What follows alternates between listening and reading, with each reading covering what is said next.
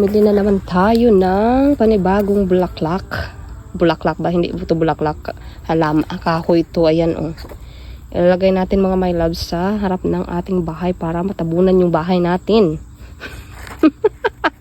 Matabunan talaga yung bahay. Tara na mga my loves, itatanim natin. Malaki na yung binili namin mga my loves para mabilis lumaki. May tinanim ako dito sa harapan. Pero hanggang ngayon ang liit-liit pa din. Ang liit-liit pa din yung mga my loves. Kaya nag-decide na kami na malaki yung bilhin. Ayan. Ito, dito natin ilalagay mga my loves kasi malapit tayo sa kalsada. Kaya, yan. Gusto ko yung palitan. Yung mga maliliit na yan na bulaklak. Dito ko siya ilalagay. Tanggalin natin yan kasi hanggang ngayon ang liit-liit pa din.